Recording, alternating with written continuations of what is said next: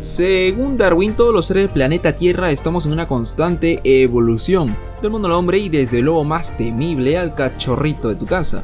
La tecnología no es ajena a esto y tal es el caso de los procesadores, o también conocidos como CPU, que de principios de la década del 70 trajeron revolución al mundo con transistores de longitud de 10.000 nanómetros hasta el 2020, donde el procesador más potente tiene transistores de solo 7 nanómetros de longitud. Por tales razones suena interesante dar un repaso a la historia del cerebro de nuestro PC, así que cómprate tus papas, báñate, deja tu like y comencemos. Antes de iniciar, de mucha importancia aclarar algunos puntos para que comprendan mejor los cambios que se produjeron y la importancia de estos. Transistores se encuentran en todo componente electrónico actualmente, y para no alargar el video y evitar que sea tedioso, tomémoslo como la neurona de nuestro procesador. Proceso de fabricación hace referencia al tamaño de cada transistor. Para que te des una idea, cada molécula del ADN mide 2 nanómetros. Velocidad de reloj. Esto mide los ciclos que los transistores hacen por cada segundo.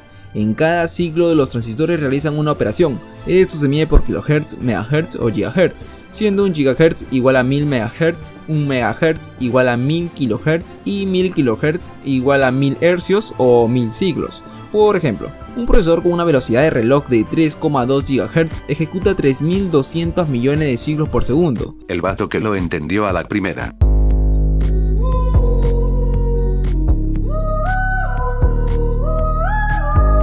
No te preocupes que puedes repetir el video cuantas veces quieras. Y también te invito a que al finalizar vayas a ver este video donde aquel pana te lo explica de una manera mucha más amplia.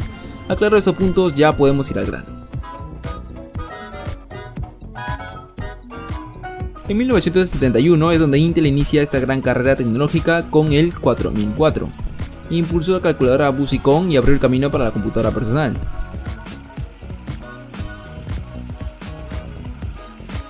Al año siguiente lanza al mercado un nuevo procesador, con modificaciones no tan exorbitantes, pero para la fecha era lo máximo que se podía tener.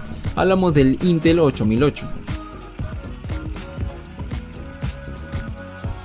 La aparición de nuevas empresas era de esperarse por el boom de los procesadores, pero es el caso de AMD, cual comenzó la carrera con la AM9080. Lo curioso es que es casi un calco del Intel 8080. Esto se hizo a base de fotografías tomadas con microscopios.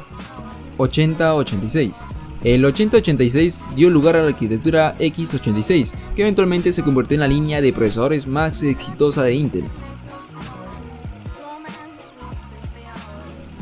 La demanda de procesadores crecía y AMD no era el único rival. Dado eso, AMD e Intel en 1982 se unieron para crear en conjunto el 286. Intel nuevamente da a entender que era la empresa más avanzada en ese rango, y en 1985 lo relució con el Intel 386. El 386 tenía más de 100 veces más transistores que los primeros procesadores Intel 4004. Como ya era de costumbre, AMD sacaba la versión barata de los recientes procesadores de Intel. En 1991 era la ocasión de AM386. El AM386 tuvo mejor rendimiento, funcionó a menor temperatura, justo menos que su contraparte de Intel. Siguiendo la filosofía de AMD, en 1993 sacaron la AM486. De hecho, los chips 486 de mayor frecuencia de AMD proporcionaron un rendimiento superior a muchos de los primeros chips Pentium. De a pocos, Intel iba sacando provecho a su gran presupuesto para los estudios y la diferencia entre AMD se fue agrandando, como lo demuestra en 1995 con el Intel Pentium Pro. El Pentium fue diseñado para estaciones de trabajo del servidor. La supremacía de Intel tuvo rival en 1997 con el K6, proporcionando un mejor rendimiento que el Pentium 2, pero a un precio significativamente menor.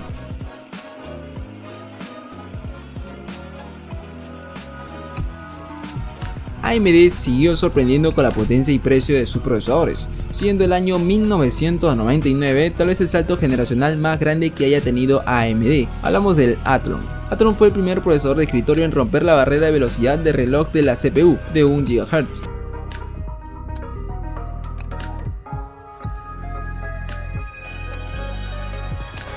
La competencia trajo grandes frutos para Intel, y para el año 2001 nos encontramos con el revolucionario y llamativo Intel Xeon. La marca Intel Xeon está dirigida exclusivamente a los mercados de estaciones de trabajo, servidores y sistemas integrados para no consumidores. 2 años después vendría la respuesta de AMD, dando la sorpresa por sus avanzadas características, AMD Opteron. Los procesadores Opteron están diseñados para estaciones de trabajo y servidores, compiten con los procesadores Intel Xeon. El mismo año, AMD traería la innovación con un famosísimo procesador, Athlon 64. En 2005, AMD lanzó la primera serie de procesadores de escritorio de doble núcleo, Athlon 64X2. Intel Core i2, primer conjunto de procesadores basados en microarquitectura central.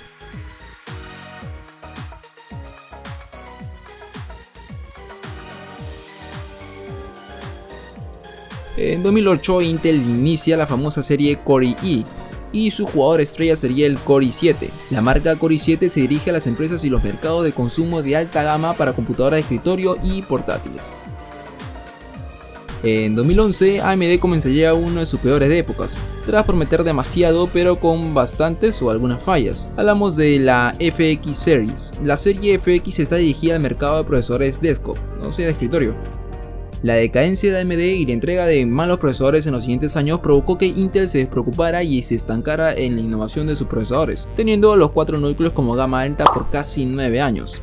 Durante esos años se le conoce como la época oscura de los procesadores. Los saltos generacionales eran pequeños y todo nos resume a que la falta de competencia no ayuda al desarrollo de las cosas. Tenemos que remontarnos al 2017, donde inicia la segunda época dorada del hardware gaming. ¿Y por qué? Veamos. En abril de 2017 AMD regresó para traer luz a los procesadores. Lo hizo con la entrega de una nueva serie llamada Ryzen. Aplicando a una vieja tradición, AMD trajo consigo procesadores del mismo rendimiento de la Core i a un menor precio.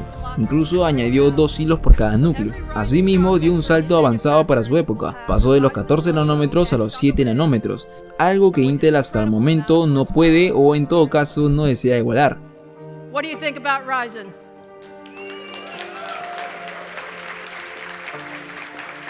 Ejemplo de ello es el Ryzen 7. Los procesadores de Ryzen 7 están dirigidos a los usuarios de computadoras de escritorio y portátiles de alto rendimiento. El Ryzen 7 se posiciona frente a los procesadores Intel Core i7, ofreciendo un rendimiento competitivo a un precio más bajo. La respuesta de Intel solo tardó un mes y lo hizo con un nuevo procesador, el Core i9. Core i9 es la línea de procesadores Intel de gama alta dirigida a los entusiastas de la PC.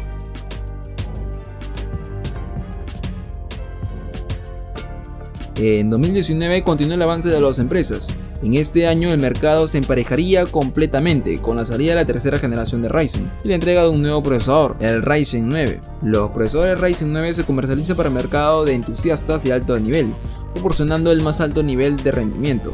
El 2020 fue un año raro y muy poco agraciado en la mayoría de los aspectos, pero en el avance tecnológico nos brindaron grandes sorpresas y en la parte de las CPUs no fue la excepción. Por eso Intel lanzó su 10ª generación y AMD hizo lo suyo con la 5ª generación de su Ryzen. El procesador más potente del bando azul es el Core i9 10900K.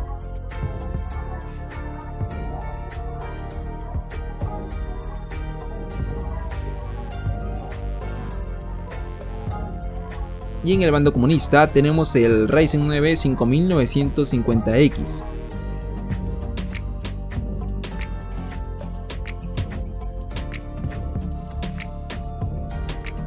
En todo este tiempo los procesadores evolucionaron de una manera jamás pensada, ideas innovadoras que cambiaban el rumbo del juego y sobre todo el gran beneficio de la competencia, donde los únicos ganadores somos nosotros, los consumidores. Hoy en día vemos cómo AMD dio vuelta al plato y ahora es Intel quien responde a sus procesadores, pero lo único seguro es que Intel sabe con qué responder, para que así los dos sigan creando la historia de los procesadores.